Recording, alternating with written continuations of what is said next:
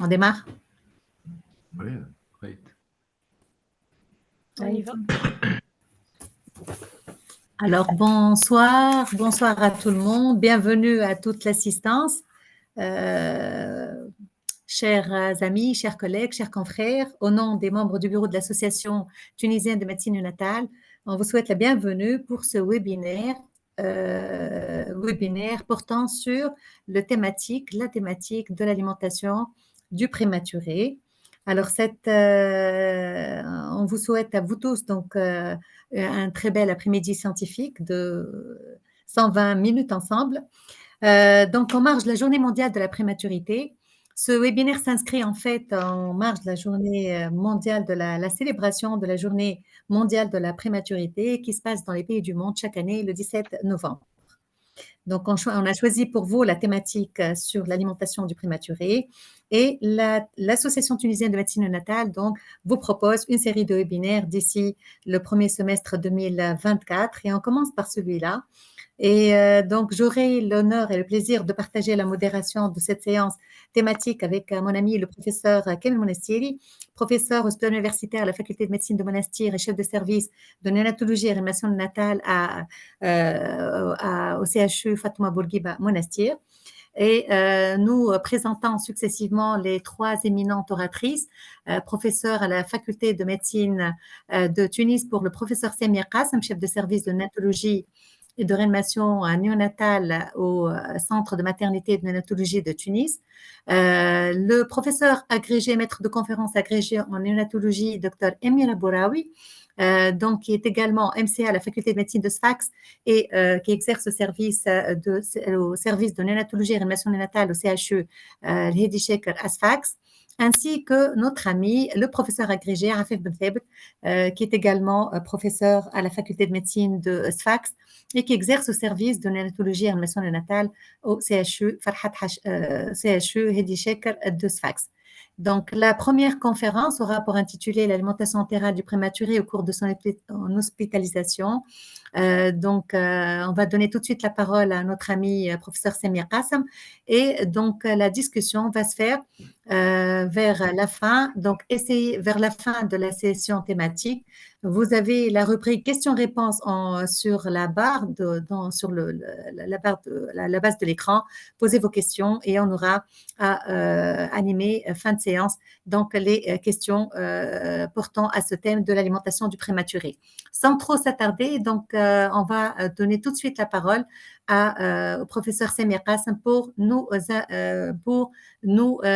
introduire sur l'alimentation entérale du prématuré au cours de son hospitalisation. À toi la parole, cher ami.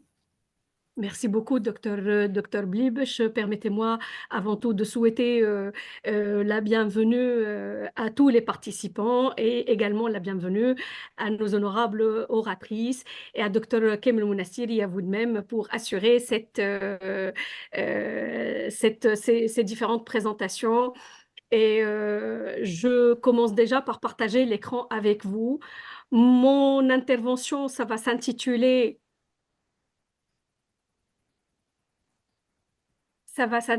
alimentation du prématuré lors de son hospitalisation, mais notamment tout ce qui est aspect pratique. Je reviens au tout début de cette présentation et on va bientôt démarrer. Donc, comme je vous l'ai dit, notre présentation d'aujourd'hui, j'ai eu l'occasion de la présenter il y a quelque temps lors du congrès de l'ASTP en octobre 2023. Et c'est une présentation qui me tient à cœur parce que ça nous permet de plonger dans les aspects pratiques de cette alimentation et notamment ce qu'on est en train de faire tous les jours avec une revue de la littérature et des différentes conduites qui sont actuellement en vigueur. Quand on parle alimentation entérale du prématuré, beaucoup de choses passent dans nos têtes. On est en train de parler d'un challenge nutritionnel pour assurer une croissance postnatale adéquate et optimisée. On a en tête également les particularités du prématuré. On pense à son immaturité, mais finalement, il n'est pas si immature que ça. Et on parle et on pense également à un risque, c'est le risque d'entérocolite qui est parfois surestimé. Donc finalement, quand on parle d'alimentation entérale du prématuré, il y a aussi nos craintes, nos propres craintes qui surgissent, notre appréhension et nos expériences. Mais heureusement qu'on peut toujours se baser sur l'evidence-based medicine pour parler, pour discuter et pour guider notre choix, pour avoir un protocole d'alimentation entérale le plus approprié. Alors, c'est quoi ces aspects pratiques? Finalement, les aspects pratiques de l'alimentation entérale, c'est toutes les questions que l'on est en train de se poser lorsqu'on veut démarrer une alimentation chez le prématuré. Alors, la première question que l'on va se poser, c'est quand est-ce qu'on va pouvoir démarrer une alimentation chez le nouveau-né prématuré? Quand on veut démarrer cette alimentation, on parle de l'immaturité digestive du prématuré, on est confronté à une dysmotilité, il y a le risque d'intolérance alimentaire, de perforation intestinale spontanée et également le risque d'entérocolite ulcéronécrosante. Mais ce qu'il faut savoir et ce qu'il faut garder en tête, c'est le fait que lorsque on introduit l'alimentation entérale chez le nouveau-né, bah, on améliore énormément de choses et on améliore sa fonction digestive. Ce qu'il faut savoir, c'est qu'un nouveau-né qui n'est pas alimenté, et notamment un nouveau-né prématuré non alimenté, bah, on va réduire la masse jéjunale, on va provoquer une atrophie villositaire, on va également provoquer une apoptose entérocytaire et on va perturber l'intégrité mucosique et induire une colonisation microbienne qui n'est pas adaptée et on va favoriser une translocation microbienne. Tandis que lorsqu'on introduit cette alimentation chez le prématuré, bah bien sûr, on va avoir tous les effets contraires, c'est-à-dire on va augmenter la masse jéjunale, on va promouvoir l'activité enzymatique, on va stimuler la libération d'hormones intestinales, on va promouvoir le péristaltisme, on va également promouvoir une colonisation bactérienne favorable. C'est ce qu'on appelle la colonisation entre parenthèses healthy. Ce qu'il y a à retenir également, c'est que même une interruption transitoire de l'alimentation entérale peut causer une atrophie muqueuse et villositaire et supprimer l'expression digestive enzymatique et inhiber l'absorption des nutriments. Donc, juste à titre indicatif, je vous ai montré, là, c'est des lames d'anapathe. En haut, c'est la muqueuse intestinale d'un nouveau-né alimenté en entérale. Et en bas, c'est une muqueuse intestinale que vous voyez, vous pouvez voir l'épaisseur qui est réduite, il y a une atrophie villositaire lorsque le nouveau-né n'est pas alimenté. On retiendra également le fait que retarder l'alimentation entérale va provoquer une altération de la maturation villositaire avec une atrophie et avec une augmentation du risque de translocation bactérienne et du risque infectieux également. Quand on revoit la littérature, plusieurs études, et là on a une revue assez récente de la littérature avec la Cochrane Database, où on a comparé une alimentation progressive précoce. L'alimentation progressive précoce, c'est une alimentation que l'on introduit dans les premières 24-48 heures. Et quand on la compare à celle introduite plus tardivement, c'est-à-dire au-delà de 86 heures, bah finalement, cette revue de la littérature montre que avec une alimentation retardée, on augmente le risque d'infection sévère et il n'y a pas vraiment de bénéfice sur le risque d'entérocolite ulcéronécrosante. Donc, ce qu'on conclut de tout ça, c'est retarder l'introduction de l'alimentation entérale ne confère pas de protection contre l'intolérance alimentaire ni l'entérocolite ulcéronécrosante et ça va augmenter la durée du séjour, même chez les retards de croissance intra-utérin. Par contre, introduire précocement l'alimentation, et quand on dit précocement, c'est dans les premières 24-48 heures de la naissance, ça va stimuler la motricité intestinale, ça va provoquer la libération d'hormones gastro-intestinales, ça va diminuer l'intolérance alimentaire, ça va favoriser le développement du healthy microbiome intestinal et ça peut même jouer sur la prévention d'une hyperbilirubinémie sévère.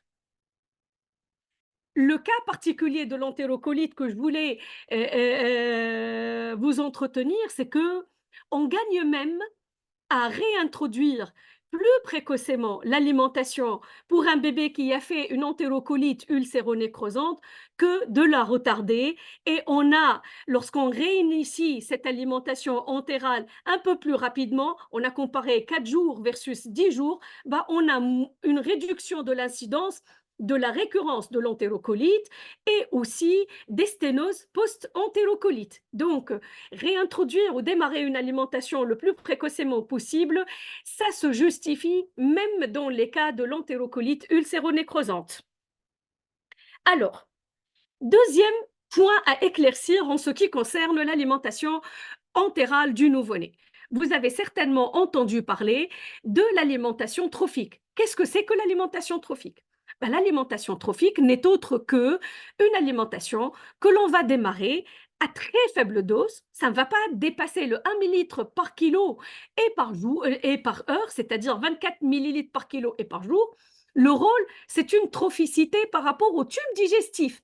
Ce n'est pas une trophicité par rapport au corps. Donc, on ne gagnera rien par rapport à cette alimentation, par rapport à la trophicité de l'organisme, mais c'est pour réellement le tube digestif. On va le stimuler finalement.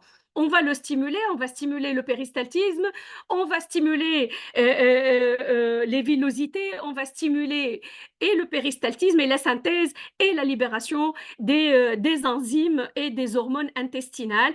Et le but est de préparer ce tube digestif-là à une alimentation encore plus agressive.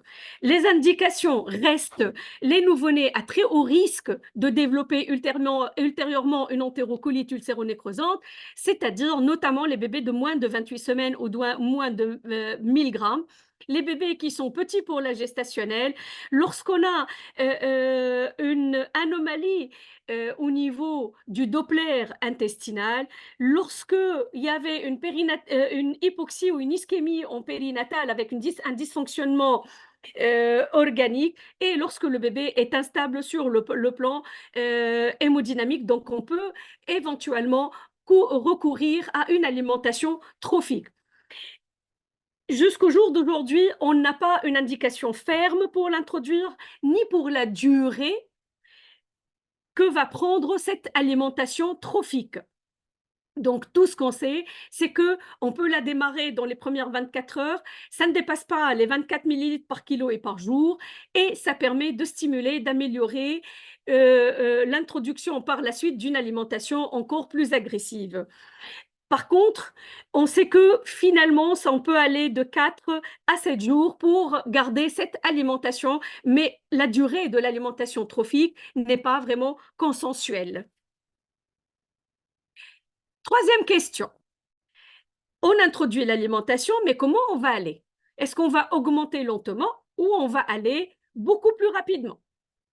Là aussi, diverses stratégies sont proposées. La durée de l'alimentation trophique, on ne sait pas trop. Comment on va augmenter, comment on va aller, avec toujours la hantise de provoquer une intolérance alimentaire. Mais là aussi, on a recours à notre evidence-based medicine et ce que dit la littérature. Plusieurs études ont montré que pour des nouveau-nés de très faible poids de naissance, même ceux qui sont gravement malades, avec des âges gestationnels compris entre 22 et 28 semaines, et les bébés aussi à risque d'entérocolite ulcéro-nécrosante comme ceux qu'on a identifiés tout à l'heure, peuvent tolérer et atteindre une alimentation entérale totale dans les 10 premiers jours de vie, sans augmentation du risque d'entérocolite ni d'autres évolutions favorables. D'autres études aussi, et là, je vous montre une revue de la littérature sur la Cochrane Database qui est parue en 2017. Et dans cette revue de la littérature, on avait comparé une alimentation précoce avec une augmentation de 15 à 20 millilitres par kilo par jour, qu'on a comparé à une augmentation encore plus importante de l'ordre de 30 à 35 millilitres par kilo et par jour. Ce qu'on a retrouvé, c'est qu'il n'y a pas eu d'augmentation de l'entérocolite, du risque d'entérocolite, ni de la mortalité lorsqu'on a augmenté cette alimentation précoce à des débits plus importants. Pareil, dans cette revue, une autre revue de la littérature, donc, et ça c'est qui est paru en 2021, on a comparé 4333 nouveau-nés de très faible poids de naissance. Certains ont eu un apport alimentaire de l'ordre de 15 à 24 millilitres par kilo et par jour, et d'autres, ils ont eu une augmentation plus importante. Elle était de l'ordre de 30 à 40 millilitres par kilo et par jour. Ben, ce qu'on avait noté, c'est que pour les bébés qui ont eu des volumes moins importants, on n'a pas eu moins d'entérocolites, ni moins d'intolérance alimentaire, ni moins de décès. Encore une autre revue de la littérature, et là aussi, on a comparé des bébés de grands prémas, de très faible poids de naissance, chez qui on a introduit l'alimentation précocement avec un débit, une augmentation régulière de 18 millilitres par kilo et par jour, versus une augmentation plus rapide et plus importante, de 30 millilitres par kilo et par jour. Bah, ceux qui ont reçu plus n'avaient pas plus d'entérocolite ni d'infection, et on n'a pas d'effet sur la survie sans troubles neurodéveloppementaux. Donc, ça n'a pas changé grand-chose. En conclusion, et au vu de toutes ces revues de la littérature, ben, il est préférable d'introduire une alimentation progressive, précoce, avec une augmentation rapide des volumes qui n'augmenterait ni le risque d'entérocolite, ni aussi les évolutions favorable chez les très faibles poids de naissance, même s'il y a un retard de croissance intra-utérin. Et de ce fait, retarder l'alimentation de l'alimentation et de l'augmenter aussi à moins de 25 millilitres par kilo et par jour, ça semble injustifié. Alors, autre question. Il y a une notion toute nouvelle qui est actuellement en vogue, et d'ailleurs, il y a plusieurs études qui sont actuellement en cours dans les pays, cette fois-ci en développé, qui parleraient de l'alimentation entérale totale précoce. Je dis bien alimentation entérale totale et précoce. Ben, qu'est-ce que c'est que cette alimentation entérale totale et précoce? C'est une alimentation totale entérale de 60 à 80 millilitres par kilo et par jour durant les premières 24 à 48 premières heures de vie chez les très faibles poids de naissance qui sont stables. Et ça peut être avec du lait maternel ou les substituts de lait maternel. Et donc, sur des petites séries, et ça a eu lieu initialement en Inde, on a démontré que sur ces petites séries, on diminue l'intervalle de temps pour une alimentation entérale totale, on diminue le besoin pour la voie intraveineuse, on diminue la durée de l'alimentation parentérale, et on diminue également le risque infectieux. Et sur une revue de la Cochrane Database également, parue en 2020 sur des bébés de très faible poids de naissance qui ont eu ce type d'alimentation comparativement avec une alimentation précoce, rapide et progressive, ben, on n'a pas eu plus de risque d'entérocolite ulcéronécrosante. Et comme je vous ai dit tout à l'heure, on commence actuellement à adopter cette techniques d'alimentation dans les pays, les pays développés, et des études sont actuellement en train d'être élaborées, mais on n'a pas encore les résultats. C'est pour ça que je vous ai mis, c'est à suivre, c'est une affaire à suivre. Donc, on attend les résultats pour la valider comme une technique d'alimentation. Alors, autre question. Ben, l'autre question, c'est combien? On va aller jusqu'à combien en alimentation entérale? Alors, les auteurs ou les cliniciens aussi notamment s'accordent à dire habituellement on va jusqu'à 140 à 160 millilitres par kilo et par jour, c'est notre vitesse de croisière.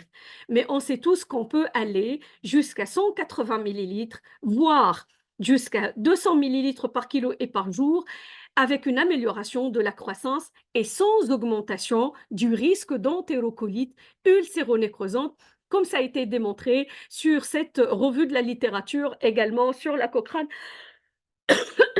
Database, pardon, qui est parue en 2021.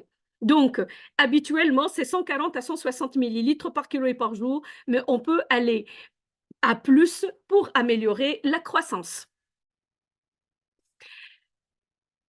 Une autre question à laquelle on est confronté tous les jours, c'est le fait quand est-ce qu'on va arrêter cette alimentation parentérale et laisser le nouveau-né sous alimentation entérale pure.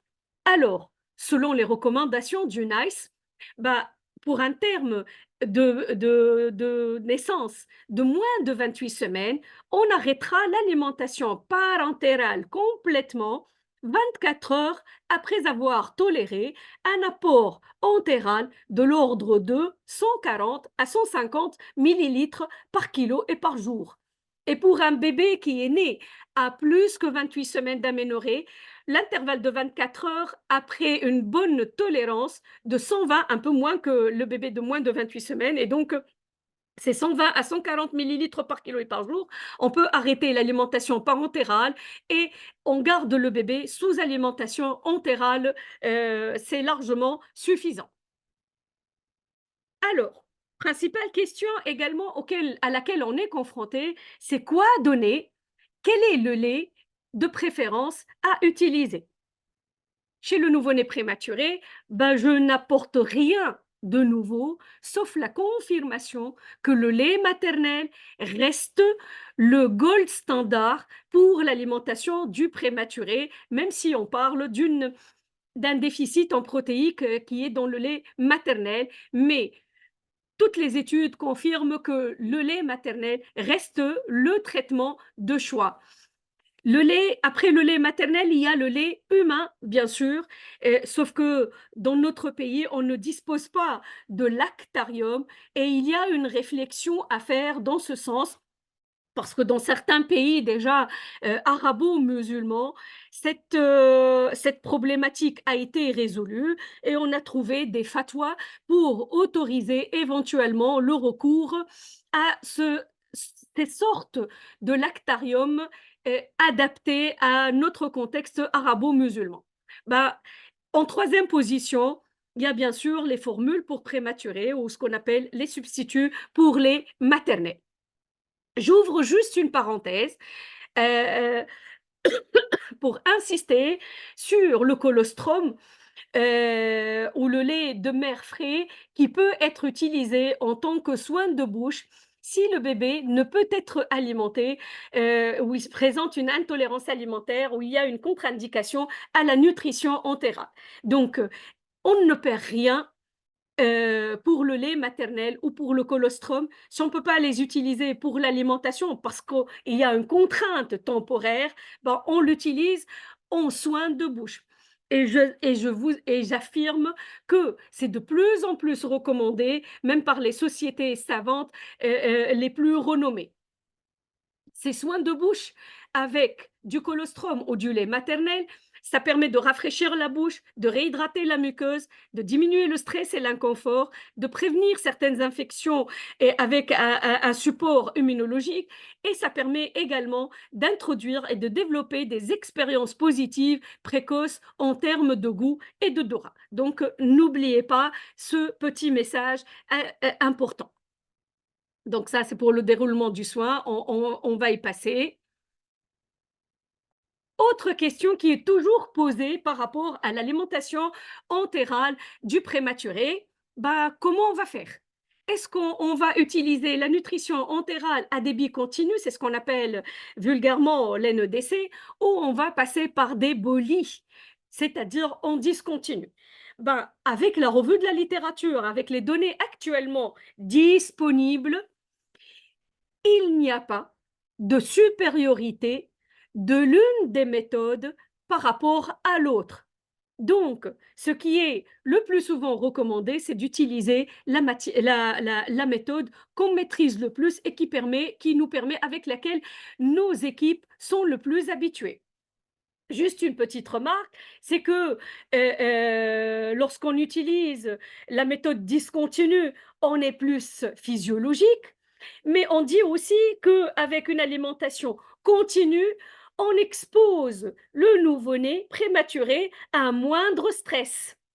Mais sinon, il n'y a pas moins de risques ou plus de risques de l'une par rapport à l'autre pour l'entérocolite. On ne favorise pas plus la croissance avec l'une ou l'autre. Donc, Pardon, on peut choisir ce qu'on veut. Majarat bih al-aad.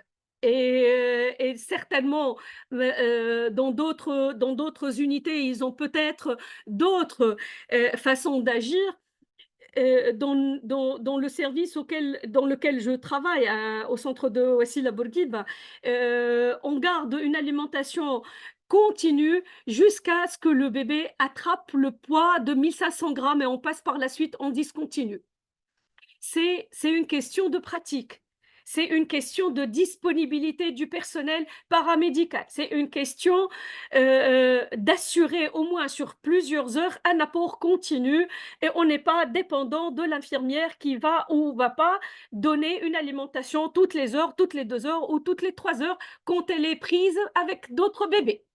Mais c'est à nous de choisir ce qu'on voudra et on va discuter tout à l'heure que chaque unité doit avoir finalement son propre protocole qui est adapté à ses besoins, qui est adapté à ses réalités ou la réalité du terrain.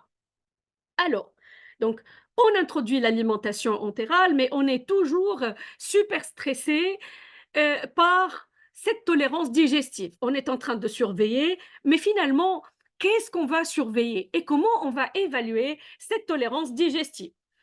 Je rappelle que de plus en plus, on ne recommande plus une surveillance systématique des résidus gastriques chez un nouveau-né prématuré qui va bien et un nouveau-né qui est stable. Je rappelle également que on peut avoir pour un bébé qui va tout bien, pour un bébé chez qui on a démarré l'alimentation, des résidus gastriques qui peuvent être colorés, un peu verdâtres, ou une certaine quantité de résidus gastriques. Ceci témoignerait ou indiquerait plutôt un certain degré d'immaturité du tube digestif qu'un dysfonctionnement. Et j'ai adoré cette charte avec l'évaluation de la couleur des résidus gastriques ou même des vomissements. Et vous allez voir tout à l'heure pour la surveillance que finalement, on a à s'inquiéter à partir d'une couleur qui ressemble à lime ou l'avocat ou des épinards. Et tout le reste, il est tout à fait physiologique et normal. Et je rappelle aussi que pour l'évaluation de la tolérance digestive, on ne se base pas uniquement sur les résidus gastriques et ça a été prouvé sur différentes études. Alors, pour évaluer cette tolérance digestive, on va se baser sur plusieurs signes. L'existence de vomissements, d'une distension abdominale et également le fait, et là, on va avoir recours également à la présence de résidus gastriques ou de vomissements qui ont ces couleurs-là. Et bien sûr, je ne vous apprends rien en ce qui concerne les signes d'entérocolite ulcéro-nécrosante qui peuvent être des vomissements bilieux ou des aspirations bilieuses, un abdomen distendu, sensible, et les autres signes, bien sûr, avec la teinte, avec des signes généraux. Et donc, dans ces conditions-là, on va être dans l'obligation d'arrêter temporairement une alimentation. Et si on n'a pas vraiment des signes d'entérocolite, on peut considérer la possibilité de maintenir une alimentation trophique. Alors, donc, on a vu les quelques signes qui nous font arrêter momentanément ou maintenir même une alimentation trophique, mais quand est-ce qu'il faut arrêter cette alimentation également? Parce que c'est les questions que plusieurs de nos résidents se posent et on les retrouve lorsqu'on fait la visite. À chaque fois qu'il y a un petit pépin, on arrête sur l'alimentation. Bah, finalement, là, on l'a vu pour les résidus gastriques verdâtres. Et comme je vous ai dit, ça c'est une bibliographie récente. Bah, finalement, il n'y a pas d'association entre résidus gastriques verdâtres et une entérocolite ulcéro-nécrosante. Alors, est-ce que l'utilisation de catécholamines indiquerait un arrêt de l'alimentation? Ben non, Parce que si on utilise des catécholamines et on a un état hémodynamique qui est stable, on a amélioré la perfusion mésentérique et donc on n'a pas à arrêter l'alimentation. Pareil, il ne faut pas arrêter l'alimentation entérale quand on utilise un cathéter veno-ombilical ou un cathéter artériel ombilical. La persistance du canal artériel, donc là aussi, on n'arrête pas l'alimentation, on garde une alimentation trophique. Et si on a à introduire une alimentation, même on peut utiliser le lait maternel, même si on va utiliser de l'ibuprofène ou de l'indométacine. Le sepsis et l'utilisation de la CPAP nasale ne constituent pas également une contre-indication à l'alimentation entérale chez le nouveau-né prématuré. Alors, pour l'alimentation entérale du prématuré et les différents aspects pratiques, les recommandations, et là, je vais bientôt terminer, c'est aussi d'autres revues de la littérature qui disent et qui sont tous d'accord sur le fait que si on veut diminuer le risque d'entérocolite ulcéro-nécrosante, ben, il faut implémenter un protocole d'alimentation entérale qui est propre à chaque unité de soins, là où on va prendre en charge les nouveau-nés. Et donc, le protocole, avoir son propre protocole pour démarrer, augmenter, arrêter une alimentation parentérale, ça doit être le propre de chaque service de néonatologie et ça a prouvé son efficacité pour diminuer l'entérocolite ulcéro-nécrosante. Donc, si on veut conclure, dans le domaine de l'alimentation entérale, ce qu'on a à retenir, c'est qu'il faut introduire l'alimentation entérale le plus rapidement possible, les premières 24 à 48 heures, bien sûr, chez un nouveau-né qu'on a stabilisé. Le rythme d'augmentation est en fonction de la tolérance. Le lait maternel, il reste le gold standard. Et on doit avoir, pour cette raison-là, la politique de promotion de l'allaitement maternel que l'on doit mettre en route. On doit mettre en route également le protocole d'alimentation entérale et une politique de prévention de l'entérocolite ulcéro-nécrosante qui prendra en considération le lait maternel, l'utilisation des probiotiques qui est actuellement préconisée et notamment la diminution du recours à une antibiothérapie à large spectre si elle n'est pas justifiée. On aimerait bien faire sortir les bébés de nos unités de réanimation quand ils sont comme ça, ils sont déjà au sein avec le lait maternel qui n'a rien à prouver de son efficacité, tout le monde le sait. Dans quelques semaines, ça va être ça, et dans quelques mois, ça va être ça, Inch'Allah. Donc, merci à vous. Merci beaucoup, Dr Qassem, pour cette présentation très didactique. Et je donne la parole à Dr Kim Monastiri pour introduire la seconde oratrice.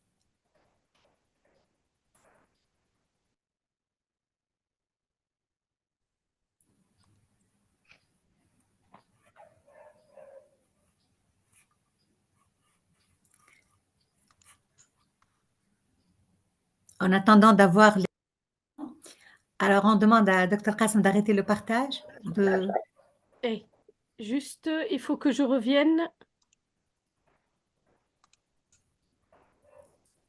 J'arrive pas. Ah. À toi la parole, Dr Amir Abouaziz, donc pour la deuxième thématique de cet après-midi, qui est les troubles de l'oralité chez l'enfant né prématuré. À vous la parole. Merci, Dr Guibesh. Nous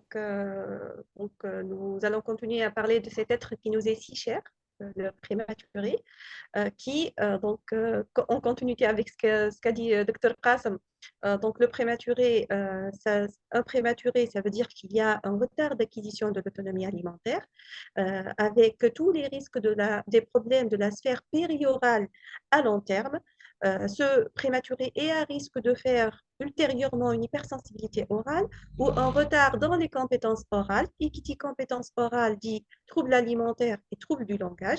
Et selon plusieurs séries, ça peut aller jusqu'à donc un quart à un moitié des grands prématurés qui peuvent faire des troubles de l'oralité, d'où la nécessité, bien sûr, d'intervention précoce donc, que nous devons faire pour éviter la survenue de ces troubles de l'oralité. Alors, commençons par définir ce que c'est l'oralité. Alors, la bouche, c'est le premier organe du plaisir et la définition de l'oralité, c'est une définition psychanalytique. C'est l'ensemble des fonctions dévolues à la bouche.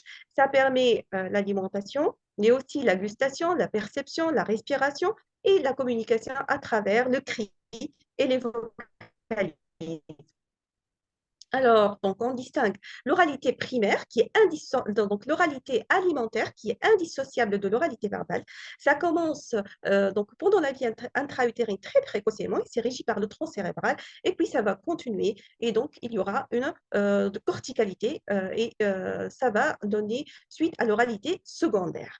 On va s'intéresser à l'alimentation orale, qui n'est donc qu'une compétence qui est complexe et qui nécessite l'intégration de la succion, de la déglutition et de la respiration dans un contexte de stabilité motrice et de stimuli sensoriels variés. Alors, c'est quoi l'alimentation finalement orale? Donc là, donc on a cette boucle-là, cette boucle sensorimotrice. Alors, la succion, c'est avant tout un réflexe. Et donc, c'est un phénomène automatique qui est donc stimulé par la faim, certes, mais aussi par des afférences sensorielles orales et périorales. À côté de ces afférences sensorielles, il y a donc des stimuli tactiles, des stimuli olfactifs, gustatifs, qui vont donc entraîner une réaction motrice régie par les quatre nerfs, le nerf trijugo-facial, thyroglosse et le nerf vague, et ça va entraîner cette succion. Alors, cette succion-là, ce phénomène réflexe est régi au début par le tronc cérébral. Après, tout au long de la vie intra-utérine et après, donc, il y aura une mémorisation corticale, et donc une mémorisation corticale au niveau de l'aire sensitif et de l'aire motrice. Cette mémorisation corticale se fait tout au long de la vie intra-utérine et ça va mémoriser toutes les expériences sensorimotrices qu'a eu le prématuré. Et ça commence bientôt dans la vie intra-utérine, puisque la sensibilité périorale est présente dès 8 semaines d'aménorrhée. Après, à 12 semaines, on aura la déglutition du liquide amniotique. Donc, le fœtus s'agoutte et ça commence à déglutir le liquide amniotique.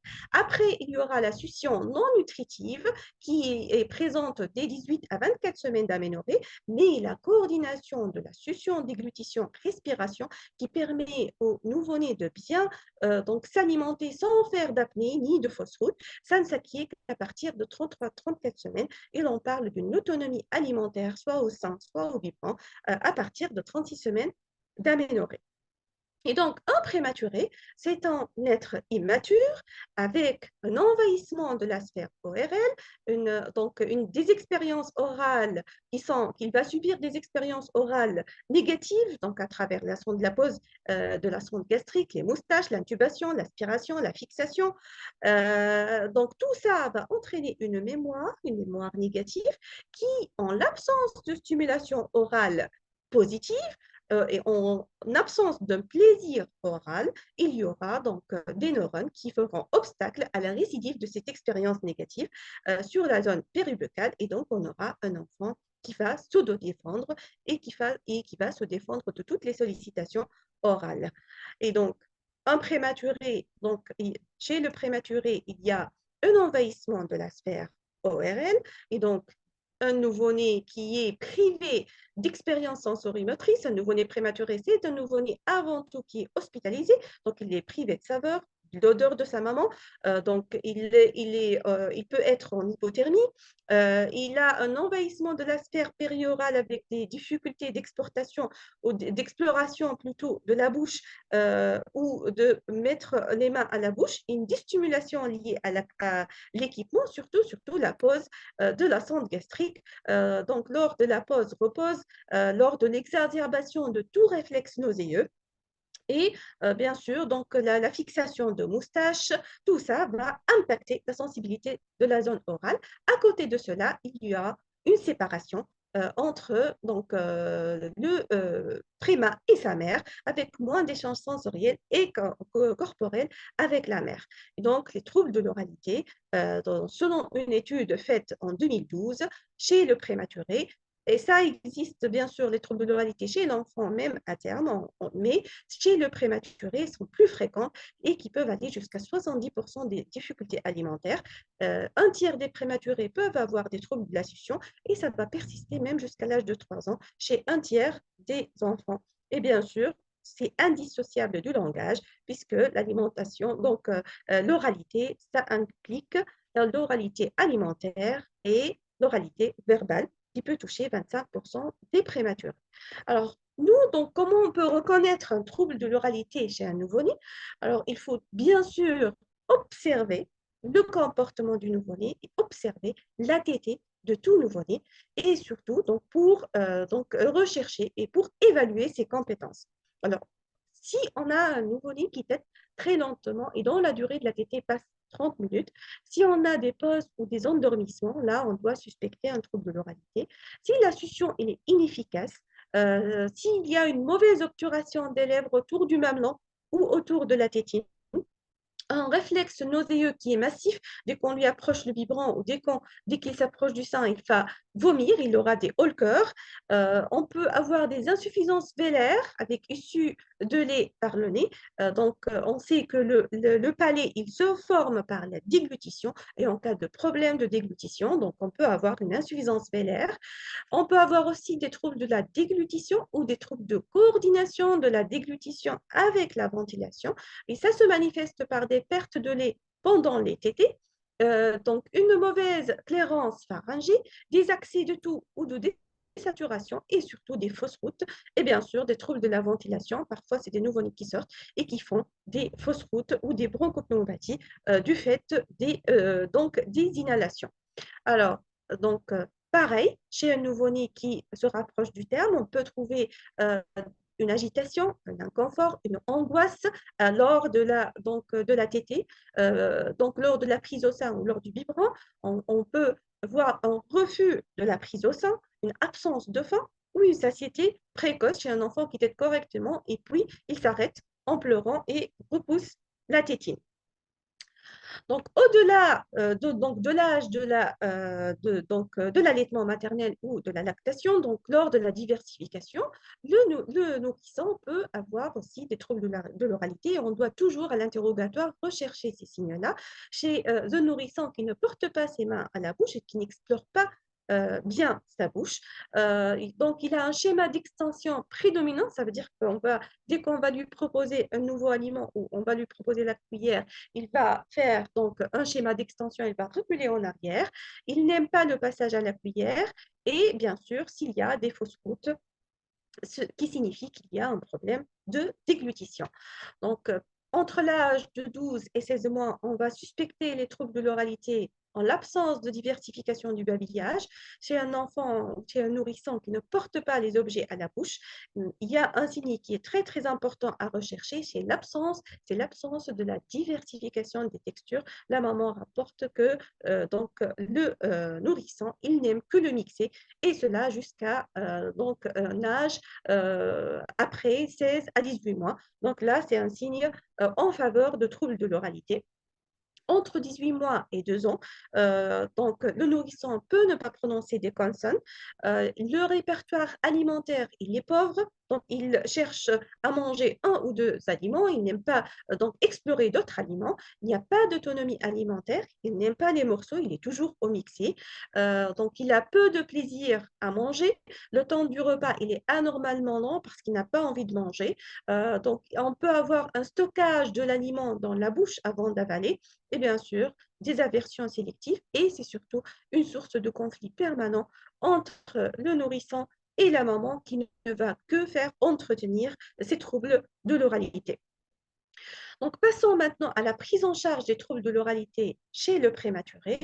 Alors, donc, on ne peut pas parler d'une prise en charge sans la prévention de ces troubles-là et la prise en charge de ces troubles de l'oralité, comme je vous ai expliqué, alors ça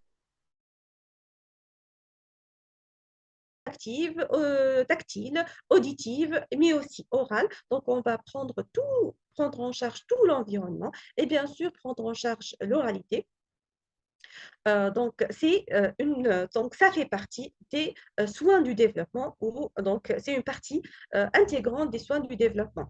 Alors, les mesures générales, bien sûr, donc comme tous les soins du développement, c'est d'adapter l'environnement sensoriel lors de l'alimentation. Euh, il faut donc diminuer les bruits, il faut respecter donc le rythme de veille-sommeil ou donc les lumières jour et nuit. Il faut surtout passer par une éducation des parents qui doivent détecter ou doivent donc apprendre donc le comportement du prématuré, de reconnaître quand est-ce qu'il a envie de s'alimenter. Bien sûr, le soutien moteur par un bon positionnement, il faut toujours donc chercher à ramener les mains donc dans la bouche ou donc pour qu'il explore sa sphère périorale. Il faut bien sûr éviter les stimulations de la sphère orale et périorale et bien sûr donc il faut préconiser des tétines spécialisées avec des régulateurs de flux donc pour respecter justement donc le rythme du prématuré. Alors, donc, le positionnement en flexion et le soutien postural, c'est très important pendant la tétée surtout.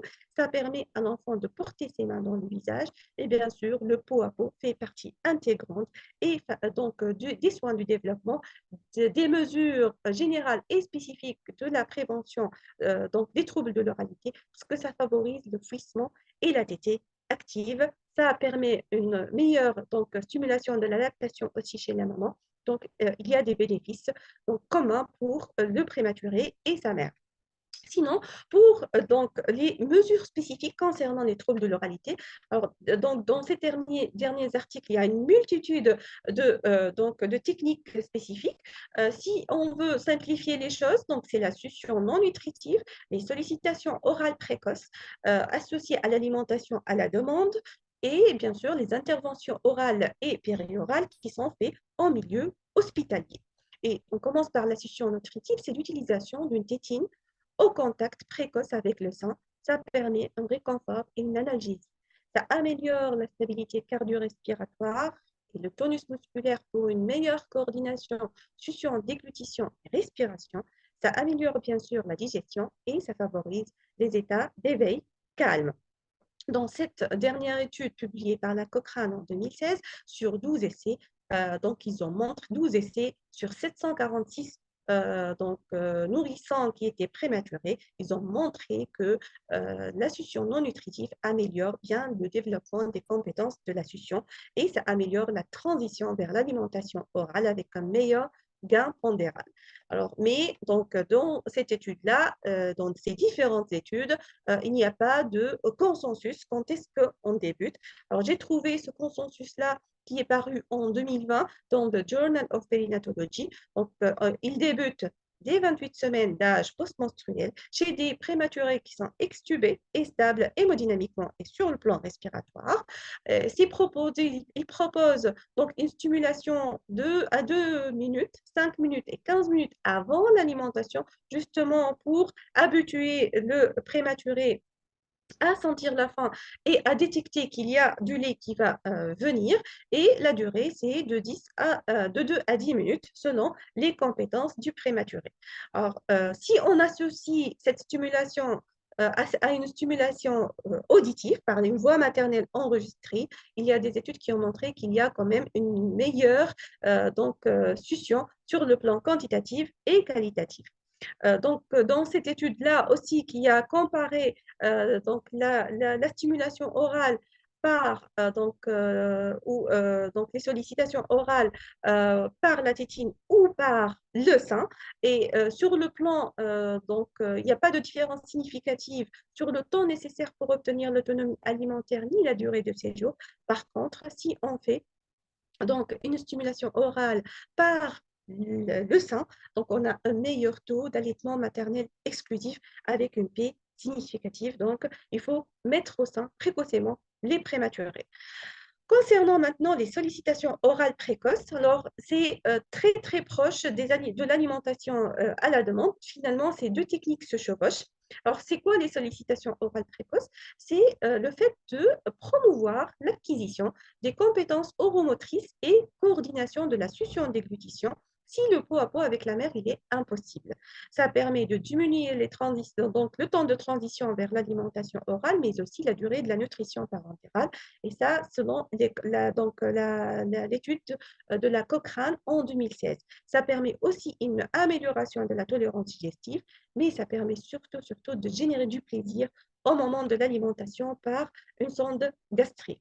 Alors, comment on fait ces sollicitations orales précoces? Donc, on fait des sollicitations soit olfactives. Qu'est-ce qu'on fait? On fait sentir que les maternelles au cours de l'alimentation entérale chez des prématurés en phase de transition. Ça veut dire qu'ils sont en cours d'être alimentés, donc le passage d'une alimentation par NETC à une alimentation orale. Ça permet de réduire la durée de phase de transition de 3 jours en comparaison avec le groupe contrôle.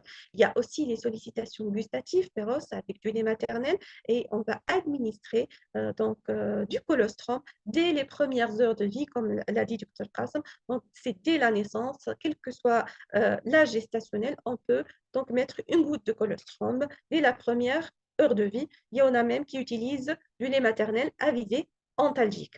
Sinon, donc, il y a les sollicitations là par la technique du doigt, bien sûr, avec une hygiène des mains qui est irréprochable. On va donc mettre la sonde gastrique. Donc, vous voyez là la vidéo. Donc, on va donc essayer de poser cette sonde gastrique qui est finalement reliée à un biberon. Donc là, c'est la sonde gastrique et on va donc faire un petit mouvement au niveau de la bouche, donc péri-oral pour lui annoncer qu'on va quand même introduire quelque chose dans la bouche. Et puis, donc, on va enclencher le réflexe de succion chez ce prématuré et qui va donc sucer le doigt et en même temps aspirer un peu dans cette sonde et s'alimenter petit à petit avec donc, la quantité qu'il peut finalement ingérer.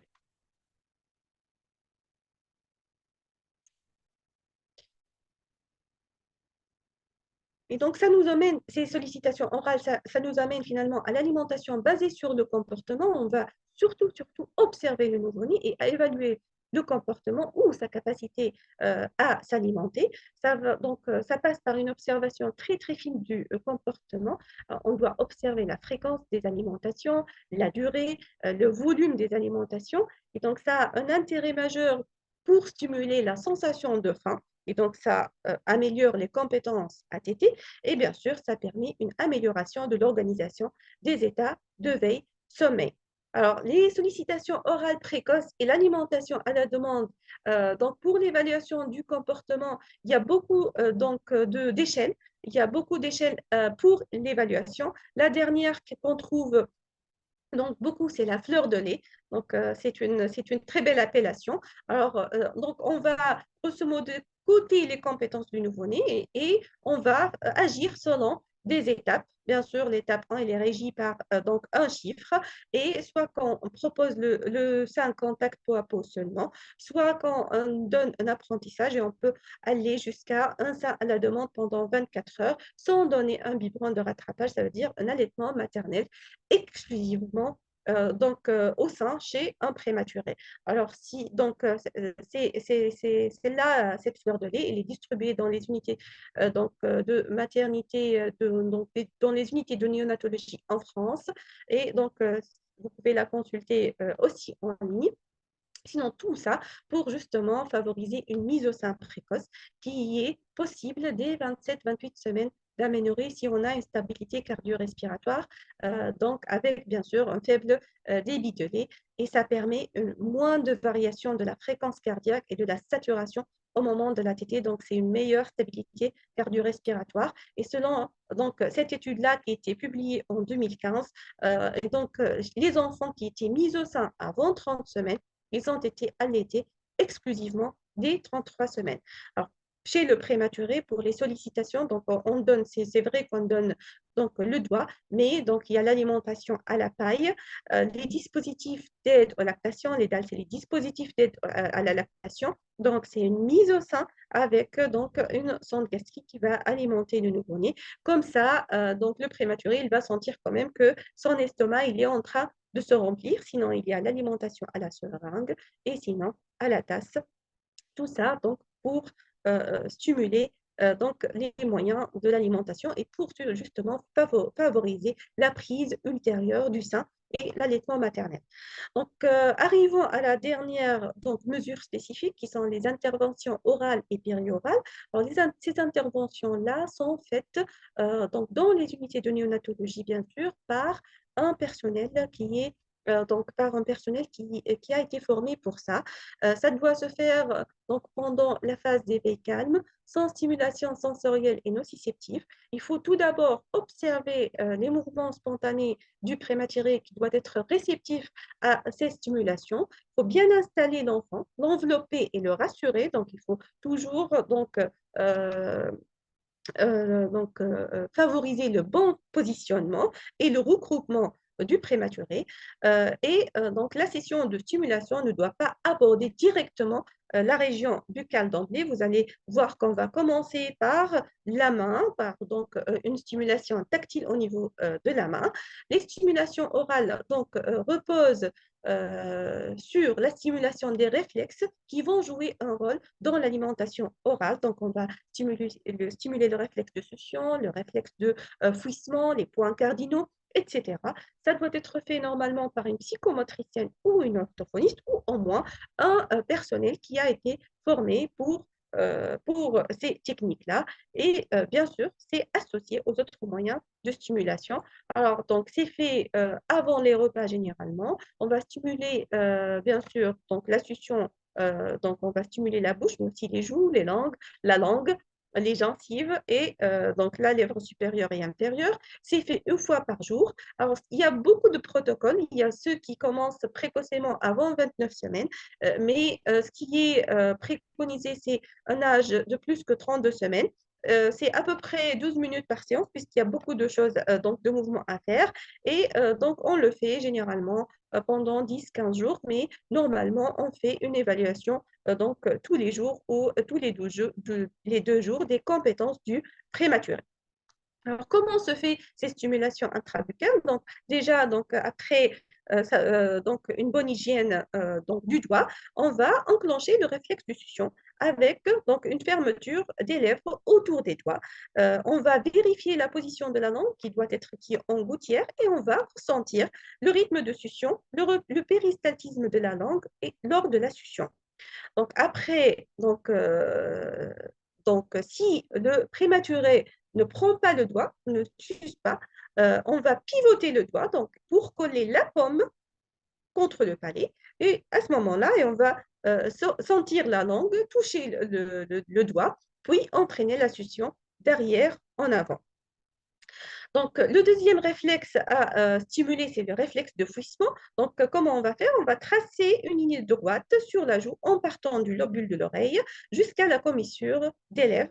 Et on va puis exercer donc, une petite pression de l'ordre de 5 à 7 secondes environ. Et chaque mouvement, généralement, on le fait 1 à 2 fois maximum. Donc, la stimulation aussi des points cardinaux. Donc, on va, avec l'index, exercer une pression sur les points cardinaux, à savoir donc, la lèvre supérieure, inférieure, donc le côté droit et le côté gauche, au niveau des 4 points cardinaux. Et donc, on va faire donc, cette stimulation. Et puis, on va faire aussi un massage circulaire à l'extérieur des joues. Donc, on va réaliser des mouvements de rotation sur les joues en partant toujours de l'arrière vers l'avant, pardon, donc de l'arrière vers l'avant et de bas au haut avec pivotement de la tête donc du côté stimulé. Donc le nouveau-né il va généralement pivoter sa tête vers le côté stimulé. Alors il y a tout donc un schéma qui est donc distribué dans les unités de néonatologie. Là, je l'ai trouvé dans un des protocoles français, mais donc j'ai trouvé cette vidéo-là. C'est vrai que ce n'est pas chez un prématuré. Pardon. mais donc elle est faite par une psychomotricienne et donc c'est une vidéo qui est démonstratrice des, des, donc, des stimulations orofaciales. Donc vous avez vu qu'elle a commencé par la main et puis donc elle a commencé par faire des massages circulaires donc au niveau du front, au niveau de tout le visage. Donc en partant par la racine du nez, elle va aller de la racine du nez vers la région buccale. Après, donc, elle va faire un massage circulaire, donc au niveau des joues.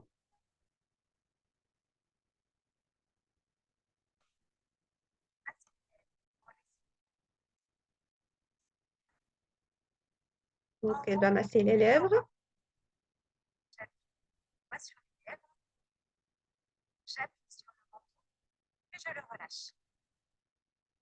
Donc, ça, c'est pour faire une pression sur les points cardinaux. Je masse l'intérieur des lèvres en haut et en bas. Je frotte les gencives. Je masse circulairement les joues. Je frotte rapidement le palais. D'un côté et de l'autre, je masse les bords de la langue. J'appuie mon doigt sur les lèvres, ainsi que la langue. Et voilà, c'est fini. Alors, récapitulons.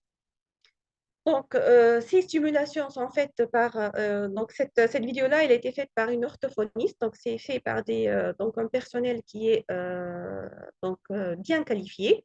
Et elle a commencé par la stimulation périorale et puis par la stimulation orale avec donc une stimulation donc, de toute la région orale et des gencives et du palais.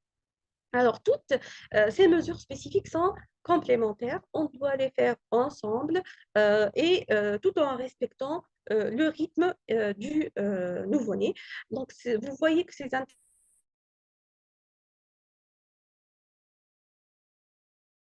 interventions,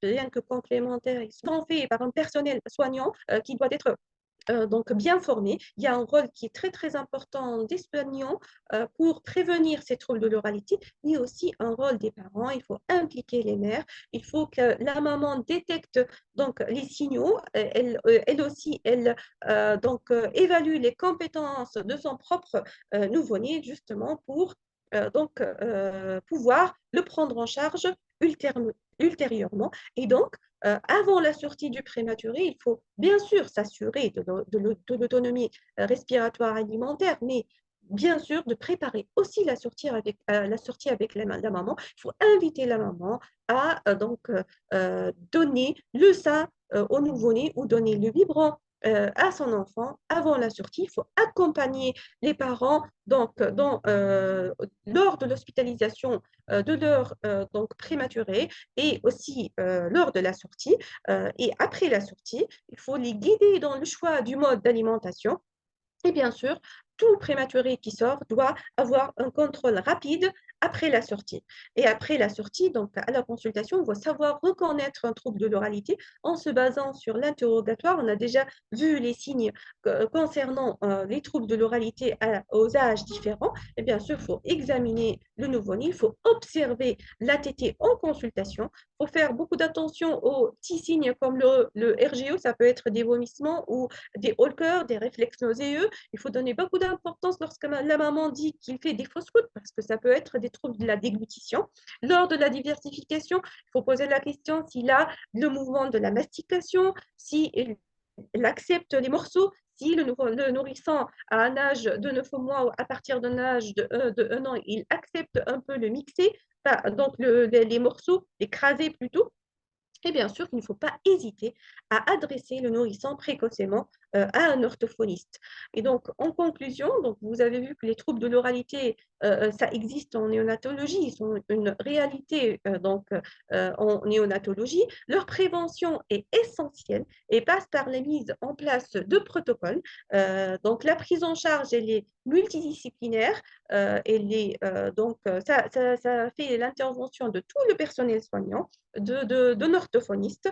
Et surtout, il y a un rôle qui est très, très important des parents qu'il faut guider et qu'il faut impliquer dans la prise en charge de leur enfant.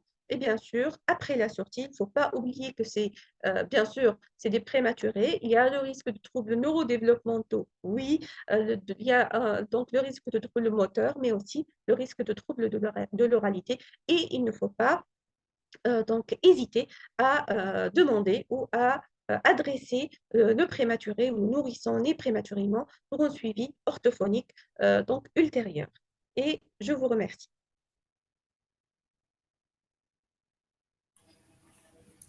Merci beaucoup, Dr Amira Boraoui, pour cette excellente présentation sur les troubles de l'oralité de l'enfant né prématuré. Donc, si vous voulez, en attendant de l'arrivée des questions, Dr Kemal Monastiri, s'il veut donner la parole à l'oratrice suivante, Dr Afef Ben Thabit, pour nous entretenir sur l'alimentation du prématuré après la sortie de l'hôpital. À toi la parole, Dr Emir, Dr Afef.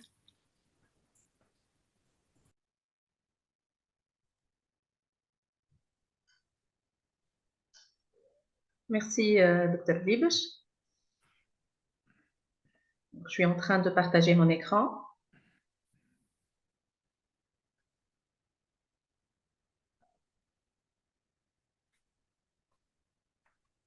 Alors, après avoir parlé de l'alimentation entérale du prématuré, donc qui concerne le nouveau-né prématuré hospitalisé, là, je vais parler de la prise en charge nutritionnelle du bébé prématuré après la sortie de l'hôpital. Donc, et si la prise en charge nutritionnelle entérale au cours de l'hospitalisation, elle concerne plutôt donc les médecins hospitaliers, ça se fait en unité de soins intensifs. La prescription nutritionnelle après l'hôpital, elle concerne tous les médecins qui peuvent assurer le suivi de ces bébés vulnérables. Donc, ça passe par les médecins universitaires, par les pédiatres de libre pratique, par les dispensaires, les hôpitaux régionaux, tout ça. Donc, où le bébé peut consulter, on doit lui assurer une prise en charge nutritionnelle adéquate et suivre sa croissance comme il se doit. Donc, tout ça parce que la nutrition d'un prématuré, il y a 3 enjeux à respecter. Premièrement, elle doit assurer une bonne croissance staturo-pondérale. Elle doit permettre un bon développement neurosensoriel par la suite, mais aussi, elle doit éviter le syndrome métabolique à l'âge adulte, donc les complications qui peuvent se voir à l'âge adulte et qui sont secondaires à des pratiques alimentaires inadéquates. Donc, l'objectif de parler de l'alimentation du prématuré après l'hôpital, c'est de conduire une prise en charge nutritionnelle. Premièrement, qu'elle soit basée sur des preuves, donc pas au hasard. Deuxièmement, essayer d'harmoniser les pratiques alimentaires à la sortie de l'hôpital et au cours du suivi à la consultation, c'est-à-dire la prescription de l'alimentation, elle doit se faire partout de la même manière, donc chez le pédiatre de libre pratique, chez le médecin donc à l'hôpital, au dispensaire local. Donc tout le monde doit avoir des pratiques alimentaires harmonisées. Aussi, un autre objectif est de dépister et de résoudre les problèmes de l'alimentation, donc notamment les troubles de l'oralité qui viennent d'être présentés, et de transmettre surtout les bons messages aux parents avant et après la sortie pour qu'ils ne soient pas perdus entre une multitude de conseils et surtout des conseils parfois contradictoires. L'objectif de l'alimentation des prématurés pendant les premières semaines de vie, c'est généralement d'assurer une croissance semblable à celle de la vie fœtale si le bébé n'est pas encore né. Sauf que après la naissance, pendant les premières semaines de vie, avec donc toutes les morbidités que peut voir le prématuré, il y aura très fréquemment des déficits nutritionnels qui sont liés à des apports protéino-énergétiques insuffisants et qui peuvent alors causer un retard de croissance extra-utérin, surtout si le bébé bébé prématuré a vécu plusieurs comorbidités comme les infections, la dysplasie bronchopulmonaire ou l'entérocolite ulcéro-nécrosante qui vont indiquer parfois des arrêts de l'alimentation entérale déjà pendant les premières semaines de vie.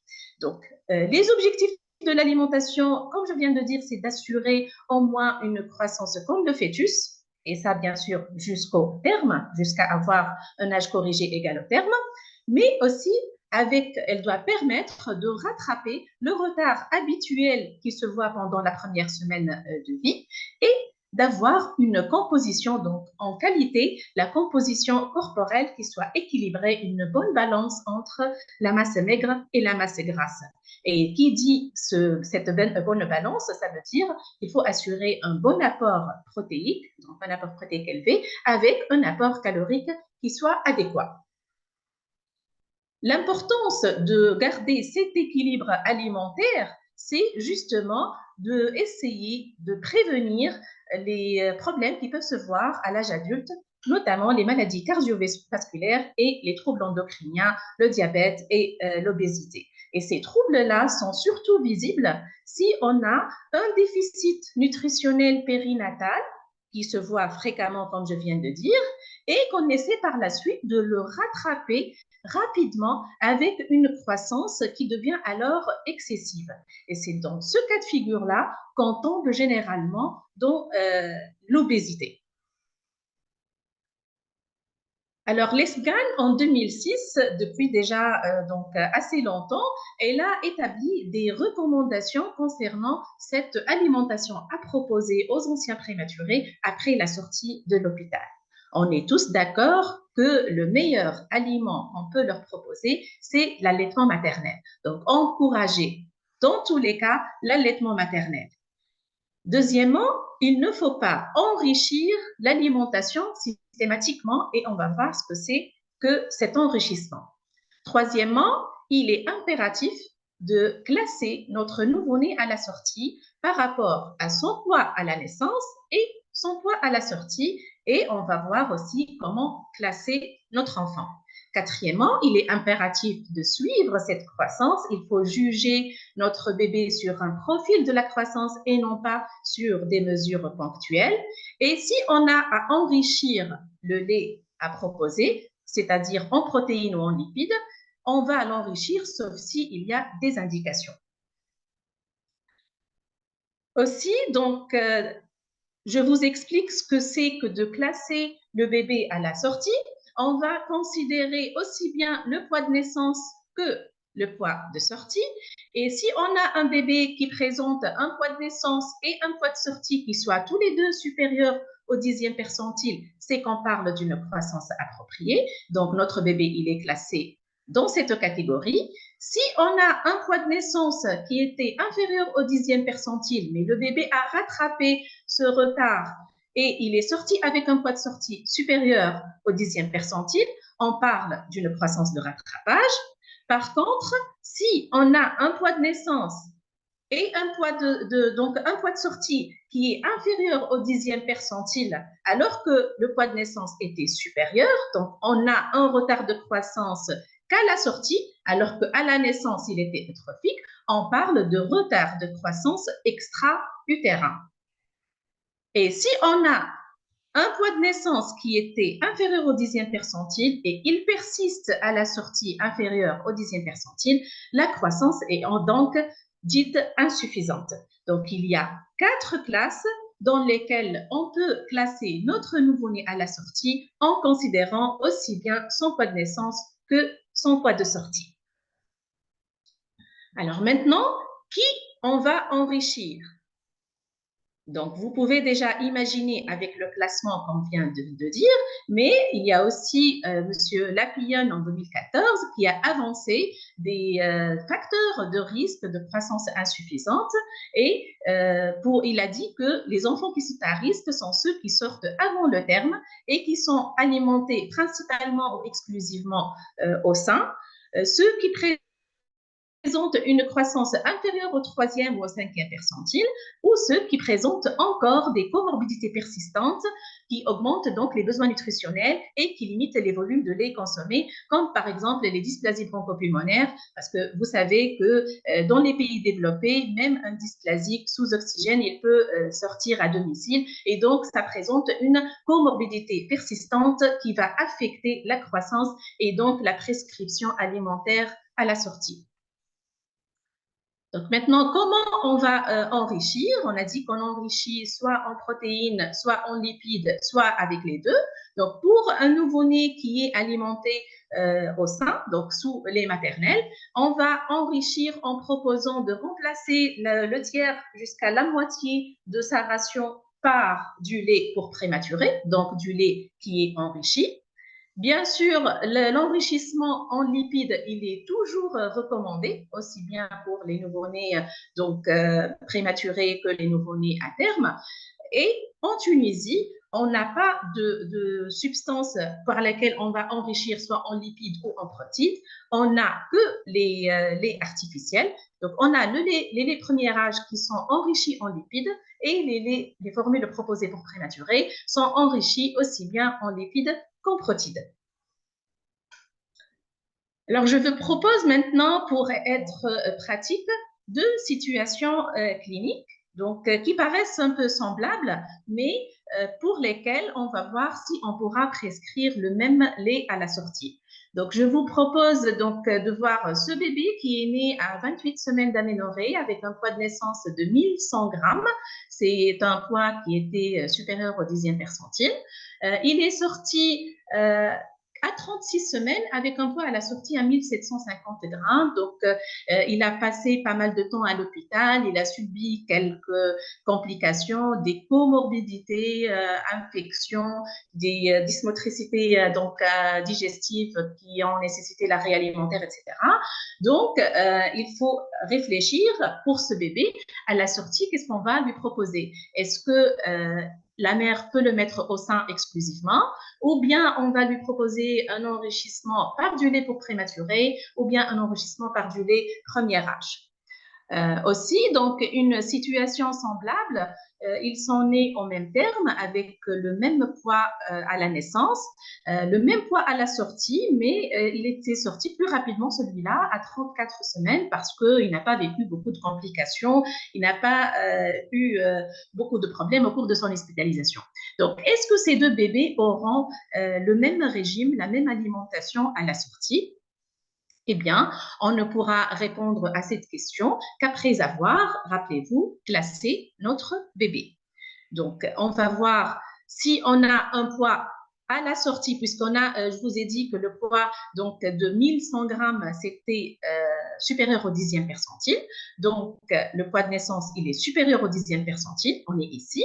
Est-ce que ce poids de sortie, il est inférieur ou supérieur au 10e percentile? Donc, si ce bébé, il est classé dans la croissance appropriée, donc son poids de sortie, il est supérieur au 10e. On peut lui proposer du lait maternel seul, donc si la mère elle a une production de lait qui est suffisante, ou bien on lui propose un enrichissement en lipides tout seul et non pas en protéines. Donc ce bébé n'aura pas besoin d'un lait pour prématuré, mais seulement d'un enrichissement en lipides par du lait premier âge. Si l'enfant se situe aussi dans la catégorie croissance de rattrapage, on peut lui proposer le même régime. Il peut être au sein exclusif ou enrichi uniquement avec les lipides. Par contre, si le poids de sortie il est inférieur au 10e percentile, on est dans le retard de croissance extra-utérin, le lait maternel ne va pas lui suffire tout seul, on doit apporter un autre apport de protéines et de lipides, bien sûr, toujours, et on va proposer donc une supplémentation en lait pour prématuré. Si la mère n'allaite pas, on va lui proposer du lait pour prématuré. La même chose pour la croissance insuffisante, si le poids était déjà inférieur au 10e percentile et le poids de sortie, il est resté donc inférieur au 10e. Je reviens alors à nos deux petits exemples, deux petits bébés. Pour le premier, son poids de la sortie, 1700 grammes à 36 semaines, il est inférieur au 10e percentile, donc il est classé retard de croissance extra-utérine. Et pour le deuxième, qui sort avec 1750 grammes à 34 semaines, il présente une croissance appropriée, on a un poids de sortie supérieur au 10e percentile et donc la prescription de l'alimentation à la sortie, elle va être différente. Justement, donc pour le premier qui présente un retard de croissance, on doit enrichir ses apports en protides, bien sûr en plus des lipides. Donc, il peut être sous allaitement maternel, mais supplémenté par du lait pour prématuré. Pour le deuxième bébé qui présente une croissance appropriée, il peut être sous allaitement maternel exclusif si la mère a une quantité suffisante de lait, ou bien on peut l'enrichir ou le supplémenter par du lait premier âge. Il n'a pas besoin d'une charge protidique supplémentaire, il n'a besoin que d'apports lipidiques associés à l'allaitement maternel s'il est tout seul insuffisant. Bien sûr, on va prescrire notre alimentation pour notre prématuré à la sortie, mais on va suivre sa croissance. On va voir si on a bien fait ou si il faut l'enrichir au fur et à mesure pendant le suivi. Après, je passe à la diversification. Est-ce que c'est un enfant prématuré qui va être diversifié de la même manière qu'un enfant né à terme ou pas? Alors, comme d'habitude, je vous propose quelques cas de figure. Un bébé qui est né à 28 semaines, un autre à 34, à 32, à 36. À quel âge je vais diversifier ces prématurés-là? Donc, je vous dis qu'il faut bien sûr attendre l'âge de 4 mois postnatal, mais jamais diversifier un prématuré avant 3 mois d'âge corrigé. Donc, au moins attendre les 3 mois d'âge corrigé, attendre 4 mois d'âge postnatal. Après, s'il est sous allaitement maternel exclusif, la diversification, comme vous le savez tous, peut être un peu retardée. Pour les modalités de la diversification, ça va être identique au nouveau-né à terme, donc les mêmes aliments à introduire donc par chronologie.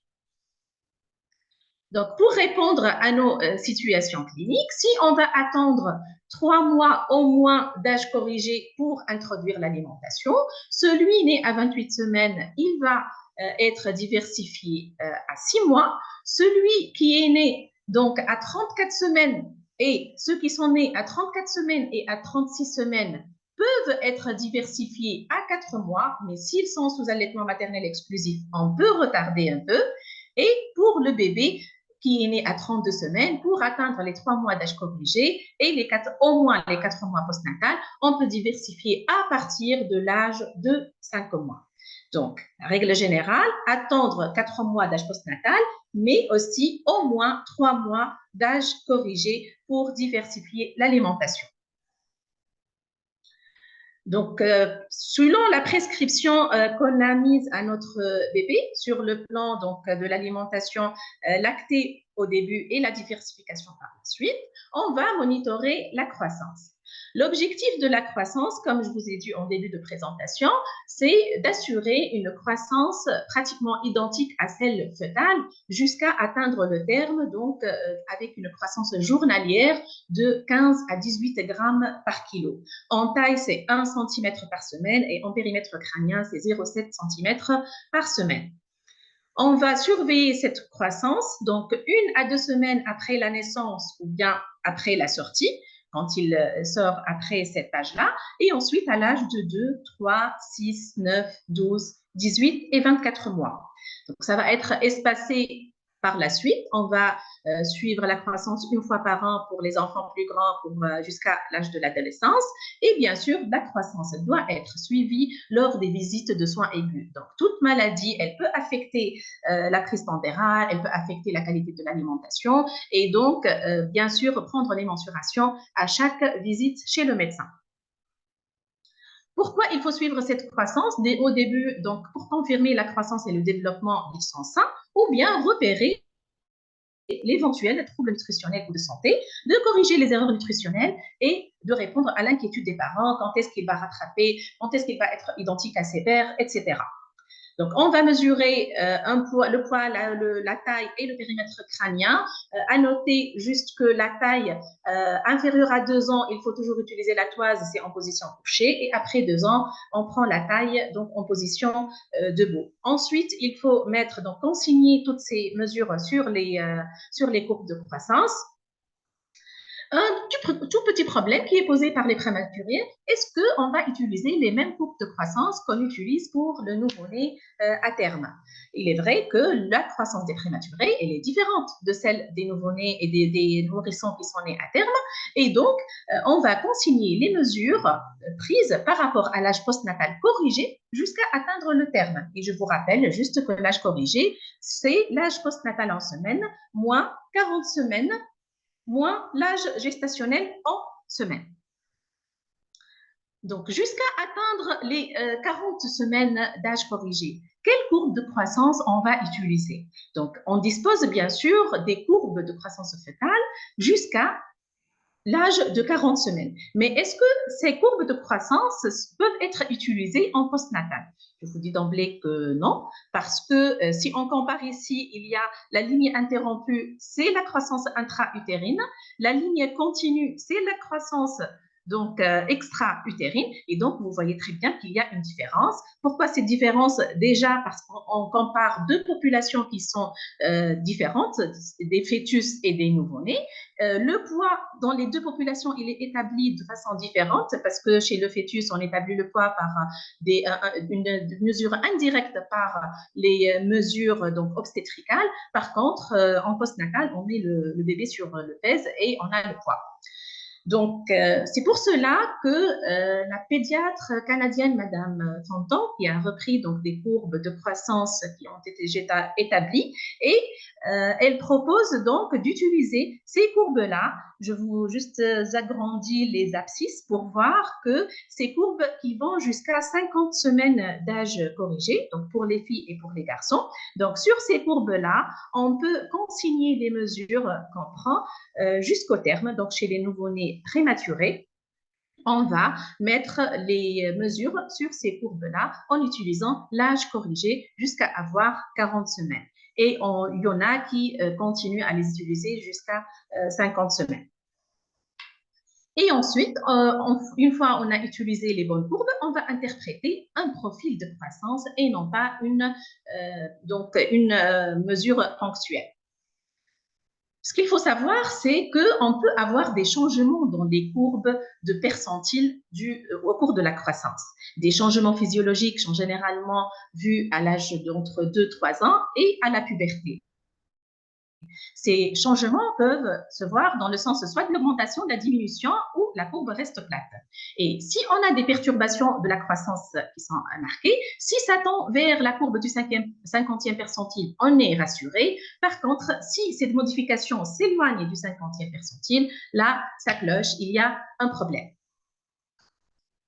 L'objectif, c'est de rattraper la croissance. La définition du rattrapage, c'est l'obtention d'un score de déviation standard supérieur à moins 2 déviations standards. Et ce rattrapage, il est avant tout pondéral, mais aussi le statural et le périmètre crânien, c'est très important pour le développement neurologique. Cette vitesse de croissance de rattrapage, elle va dépendre bien sûr de la croissance initiale, postnatale initiale, mais aussi du potentiel génétique de la taille parentale, bien sûr. Je vous montre ici quelques exemples de courbes de rattrapage. Ce sont des exemples donc vrais qui ont été vus dans le service de néonatologie au cours du suivi de consultation. Donc, des bébés qui sont sortis. Là, je vous montre un bébé qui est sorti à 36 semaines et en utilisant sa courbe de Fontan jusqu'à 41 semaines, on voit ce profil-là. On voit que c'est une croissance qui est restée toujours inférieure au 3e percentile. Ici, c'est la croissance après, donc après le terme, on utilise les courbes standards, les courbes de l'OMS, et on voit nos courbes de croissance. Ici, c'est la ligne, donc la moyenne. Ici, c'est moins de DS. Donc, le rattrapage, il est défini par l'atteinte des moins de DS. On remarque que ce bébé, il a rattrapé à 3 mois. Donc, il s'agit ici d'un rattrapage qui est assez rapide. Donc, généralement, pour parler de retard de croissance, d'un mauvais rattrapage, c'est qu'à l'âge de 2 ans, on n'a pas encore atteint la courbe de moins de DS. Ici, à 3 mois, ce bébé qui était très inférieur par rapport au 3e percentile à la naissance, mais aussi à la sortie, il rattrape au bout de 3 mois. Donc, point d'interrogation, qu'est-ce qu'il a mangé cet enfant? Comment il a été enrichi? Deuxième courbe de croissance. Là, ici, c'est un enfant qui est né à 31 semaines et demie, eutrophique. Donc, il a eu une stagnation, une petite perte, etc. Et il est sorti par la suite à 36 semaines. Il est sorti à 36 semaines alors qu'il était sur la courbe du 3e percentile. Ensuite, on voit sur la courbe de Fontan, jusqu'à 40 semaines, il est passé au 25e percentile. Donc, il a dépassé le 10e percentile. Ici, c'est la courbe du 10e percentile. Sa croissance après le terme, donc on voit qu'ici, on a la moyenne déjà à 18. Donc, ici, on est à 14 mois et il est à plus 1,5 DS. Donc là, on se pose la question, pourquoi? Donc, il a grimpé de façon très importante et on se dit que peut-être qu'ici, alors qu'il avait atteint la courbe du 10e percentile, qu'on n'avait peut-être pas arrêté l'enrichissement protidique, c'est-à-dire qu'il était toujours sous lait pour prématuré. Alors qu'il avait un poids de 2,6 kg, c'était un bébé eutrophique, avec 2,6 kg, il est au 10e percentile, donc là, il fallait arrêter l'enrichissement protidique pour ne pas tomber dans une accélération de la croissance de ce genre-là. Je finis par cet exemple. Donc, la courbe de Fontan, elle nous paraît ici. Donc, il a perdu du poids et il est sorti avec un poids au 3e percentile qu'il a gardé jusqu'au terme. Donc, il était au 3e percentile jusqu'au terme.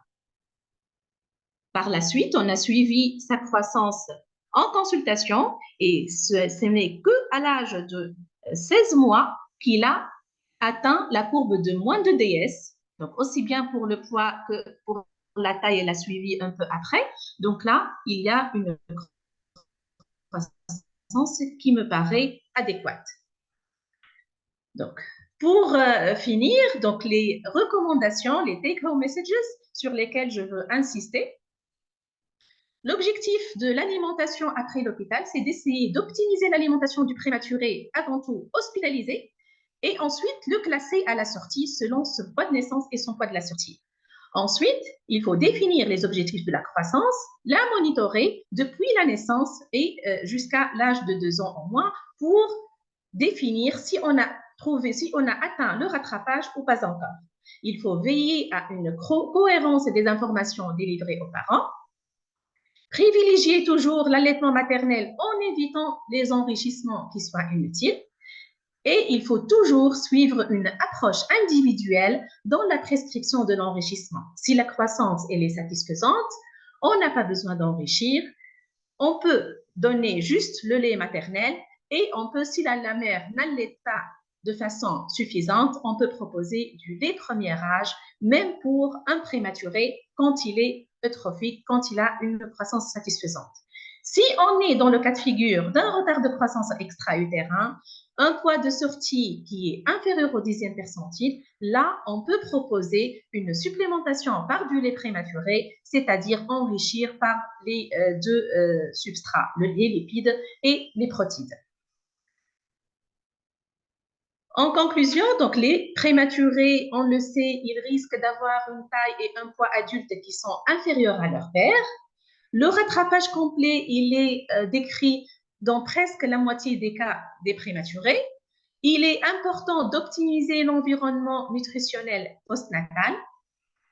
Et pour le rattrapage de croissance, il va nous donner certes un bénéfice sur le développement neurologique, mais il ne faut pas oublier le risque métabolique à l'âge adulte et essayer de l'éviter à tout prix. Donc, plus on investit, plus on s'intéresse à l'alimentation de nos bébés prématurés, plus on préserve leur santé à l'âge adulte, moins d'obésité, moins de diabète et moins de maladies cardiovasculaires. Je vous remercie.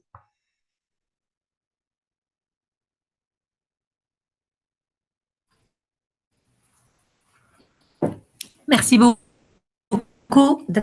Afef Benfebet, pour cette excellente présentation aussi, excellente présentation sur l'alimentation du prématuré. Et je donne la parole au professeur Kemal Monassiri.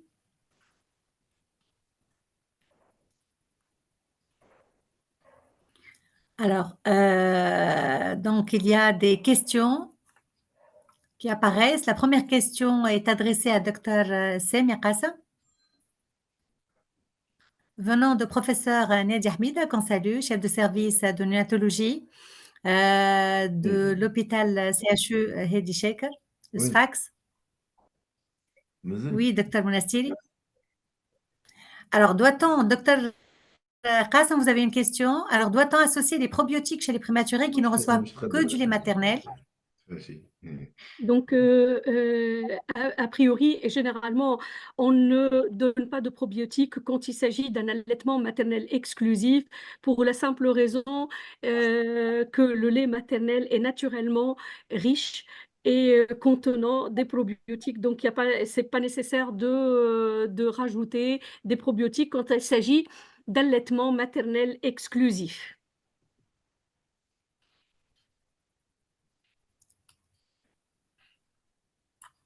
Alors, deuxième question, adressée toujours de la part de professeur Nadia Hamida à Dr. Bouraoui. Donner le sein, même s'il est vide, pour une succion non nutritive, est-ce qu'il a un effet positif pour le bébé et aussi un effet sur la lactation chez la mère, même s'il est vide? Alors, oui, même s'il est vide, parce que la succion, elle déclenche quand même donc un pic de prolactine qui peut durer jusqu'à 75 minutes après le début de la tétée. Et donc, même si la maman a déjà tiré son lait, le fait qu'elle donne donc le sein au nouveau-né va quand même augmenter son taux de prolactine. D'autre part, ça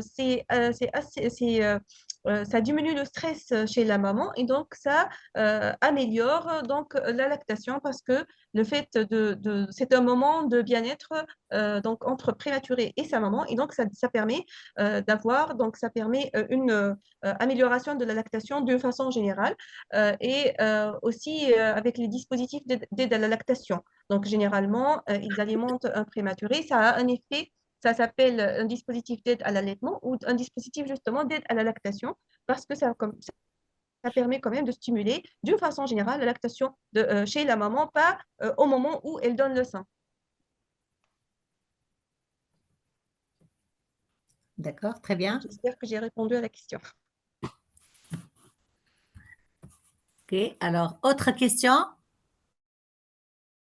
destinée à Dr. Benfebet. Qui vous remercie. Elle pose la question de la part de Galaxy A21S. Alors, pourquoi tous les bébés montraient une régression de leur poids? Pourquoi elle vous pose la question? Est-ce un problème de prise en charge alimentaire en hospitalisation? Faut-il réviser cette étape et voir la parentérale? Et conduite à tenir quand on voit leur courbe, ils reprennent leur courbe de départ. Bon, ensuite, voilà, donc qu'est-ce qui s'est passé par rapport à ces courbes?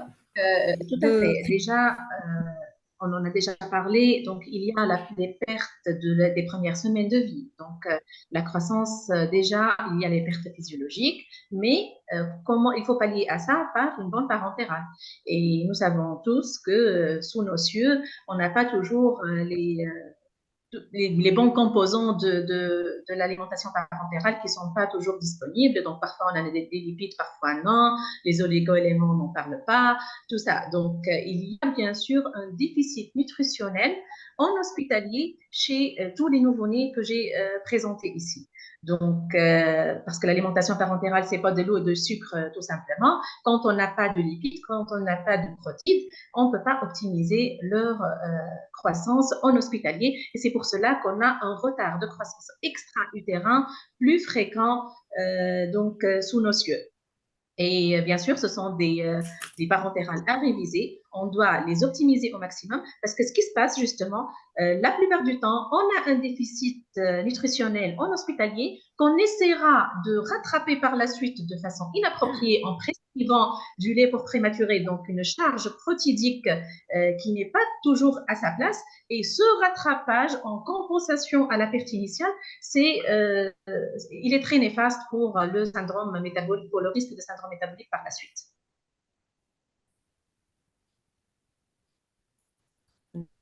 D'accord. Merci, docteur docteur Ben Thabit, pour la réponse. C'était docteur Barkawi qui vous a posé cette question. Je vois une autre question de On vous dit où est-ce qu'on peut les retrouver, les courbes de Fontan? Les courbes de Fontan, je les ai trouvées sur Internet, donc en faisant la bibliographie. Et depuis que j'ai cherché et je me suis intéressée à la croissance et j'ai cherché donc les modalités de suivi de cette croissance partout dans le monde, j'ai trouvé que ces courbes sont utilisées donc ailleurs dans le monde et on les a sorties et depuis on suit nos bébés avec les courbes de Fontan jusqu'au terme avant d'aller utiliser les autres courbes de croissance donc standard qu'on utilise pour les nouveau-nés à terme.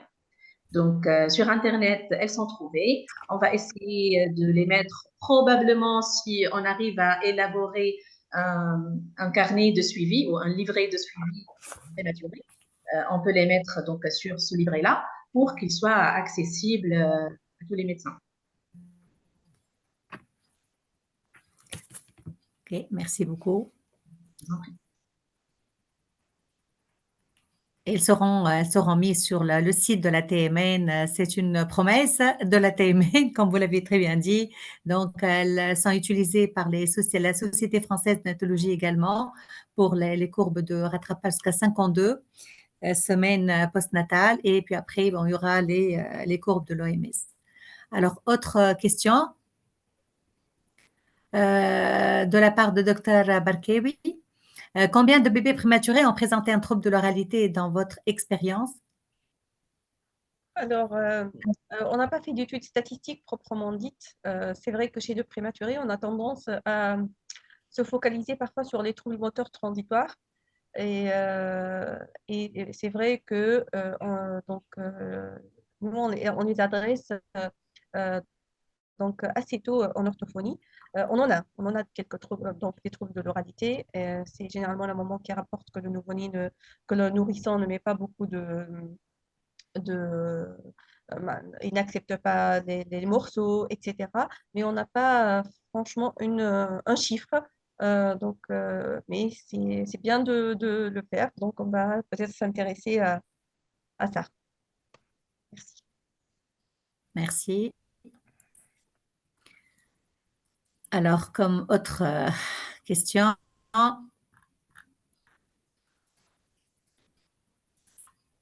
alors, juste une réflexion, puisqu'on parle de l'alimentation, la thématique d'aujourd'hui sur l'alimentation du prématuré, et tout tourne autour de l'allaitement maternel qui est, vous l'avez dit, c'est le gold standard d'alimentation, même pour les très grands prématurés, et ça a été très bien dit. Alors, partant de la stimulation labiale des grands prématurés par le colostrum, peut-on envisager en Tunisie, parce que bon, je sais qu'il y a, on peut pas, enfin, les mamans tunisiennes sont, enfin, parce on est en déclin majeur dans l'allaitement maternel. Nos femmes tunisiennes sont mal préparées à l'accouchement, mal préparées à l'allaitement maternel. Il n'y a pas l'examen des seins dans l'examen systématique des mamans en prénatal.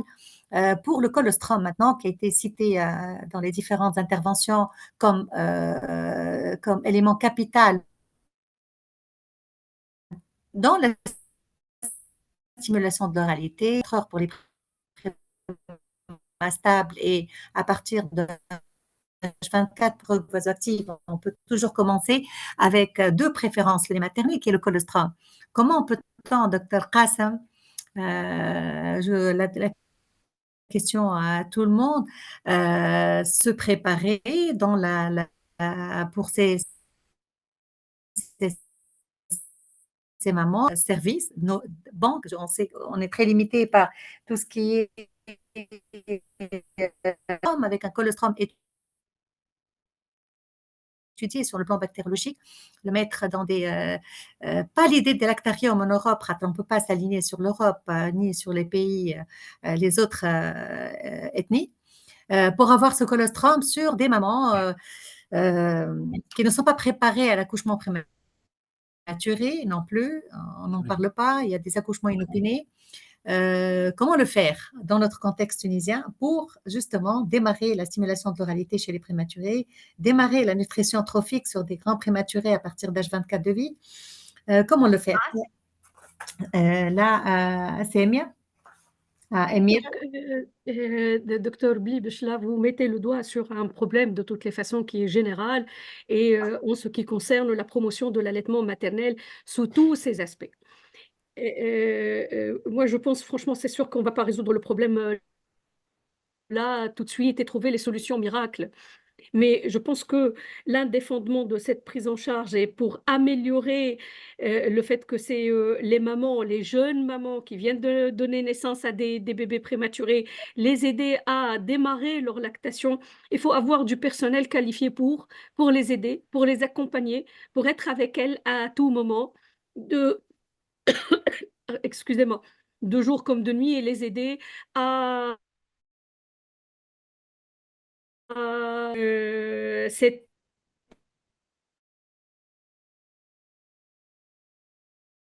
ces modalités à être impliqués dans les meilleures situations. Tu sais également que depuis quelque temps, on a pu bénéficier dans certains centres de maternité de troisième niveau d'un tirelet professionnel. Je pense que ça peut aider également. Mais là aussi, tu dois avoir et le personnel qui se charge de ça et le matériel adapté pour, et ça doit rentrer dans tous les cas dans une politique plus générale et encore plus globale pour la promotion de l'allaitement maternel. Oui. On peut proposer que les mamans congèlent leur colostrum dans des sacs de congélation. Tout à fait. Hmm. Mais il faut Oui. qu'elle le tire tout d'abord. Oui, bien sûr, avec des tirelets adéquats, bien sûr. Exactement. Ah, là, le problème, docteur Mounastir, c'est déjà le fait de tirer le lait qui présente un problème. Ouais. On ne les initie pas, on ne les éduque pas, on ne les assiste pas, on ne les accompagne pas. Donc, c'est sûr qu'il faut le faire. Et par la suite, la congélation, comme vous venez de le dire, c'est l'étape qui vient ensuite. Et c'est sûr qu'on peut le garder et on peut le préserver pendant des semaines, voire des mois. Donc, il n'y a pas de problème. Oui, avec aussi les sorties ultra précoces, une grande prématurité spontanée à 28 semaines et les sorties le lendemain. On la prépare parfois, si même on ne lui donne pas un antiprolactine comme médicament. Enfin, là, c'est un autre aspect.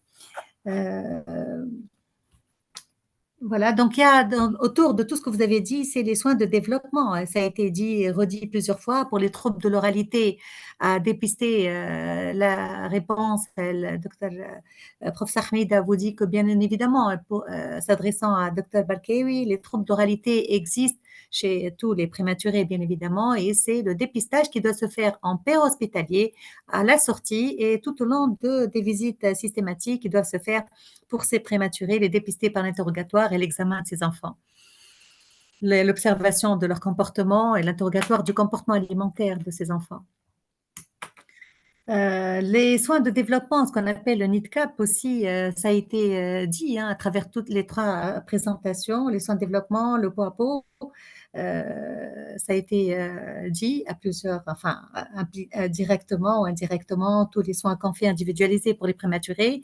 Reste le problème majeur de nos unités de rénovation néonatale, c'est le manque de ressources humaines il y a des référents qui vont s'occuper et des troubles d'oralité et des référents en lactation pour tirer le lait, pour ramener la mère à tirer son lait dans les unités, pour avoir ce lait qu'on peut congeler soit dans nos services, soit la mère le ramène de chez elle si elle le tire dans les 72 premières heures de vie pour le colostrum.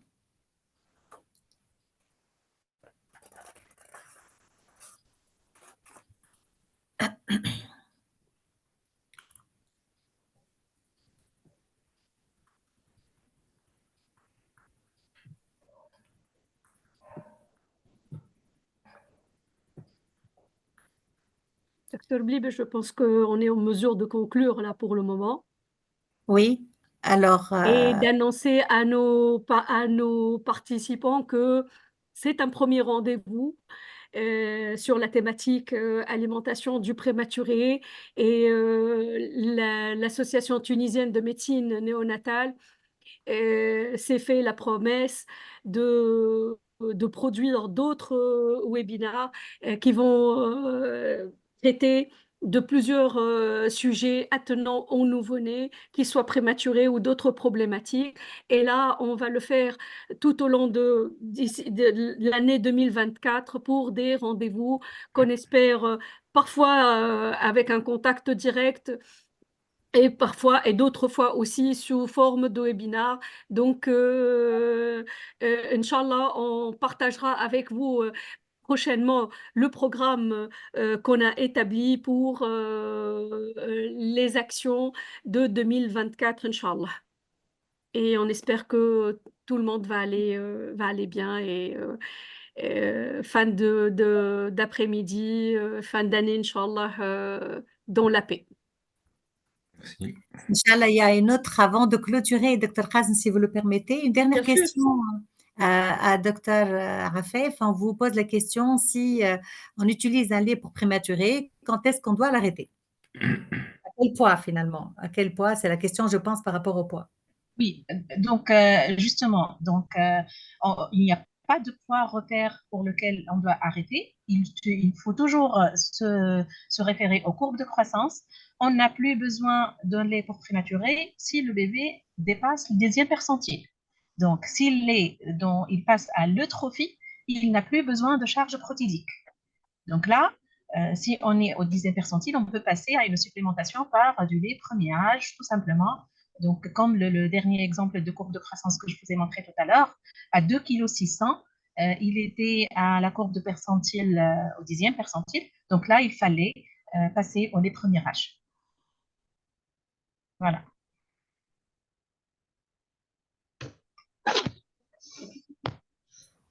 S'il n'y a pas d'autres interactions, je pense qu'on est arrivé à la fin de cette session portant sur l'alimentation du prématuré. Encore une fois, un grand merci pour nos trois éminentes oratrices pour la qualité de leur excellente conférence. Et on se donne rendez-vous au prochain, certainement, webinaire, au prochain AFEC-S, webinaire de l'Association tunisienne de médecine néonatale qui vont être publiés sur le site de la TMN et avec des thématiques différentes. Et s'il n'y a pas d'autres interréactions, on se donne rendez-vous très prochainement. Et d'ici là, on vous souhaite une bonne fin de soirée et une bonne fin d'année peut-être aussi. On aura un webinaire au mois de décembre, on n'a pas encore fixé la date, ou bien au mois de janvier, on vous le dira d'ici peu de temps. Voilà, Dr Monastiri, si vous voulez rajouter. Non, je tiens à remercier les oratrices et aussi l'intérêt du thème, bien que tawa, dans de ce qui se passe dans le monde, il y a des prématurés qui n'ont pas eu la chance de d'avoir cette alimentation. Voilà, donc c'est juste un petit clin d'œil pour des prématurés euh, que vous avez vus à la télé dans ce monde. Et je remercie tout le monde pour la qualité de leur intervention. Et certes, comme a dit docteur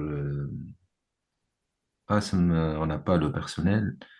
Les femmes qui ont un prématuré doivent avoir une éducation particulière. C'est pas évident. Déjà, il y a le traumatisme de l'accouchement prématuré et la prise en charge de ces bébés est difficile et la couveuse, la RIA, etc. Donc, ça peut bloquer les femmes.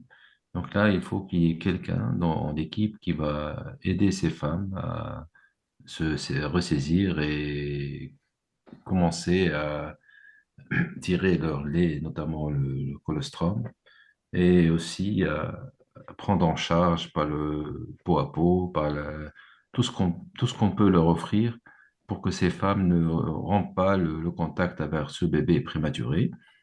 Et si elles vont le rompre à cet âge-là, donc la suite, ça va être difficile pour elles et les problèmes que nous allons voir, que ce soit un excès des maladies, maladies métaboliques, syndrome métabolique par la suite, ou bien au contraire, donc l'hypotrophie ou les troubles de l'oralité. Donc il y a tout un travail à faire pour ces prématurés et pour leur maman. Et ce travail doit commencer aussi avec l'obstétricien, nous-mêmes, et continuer par la suite dans le suivi de ces prématurés, de préférence par le néonatologiste, mais parfois on n'est pas nombreux. Donc le pédiatre a aussi sa part d'intervention.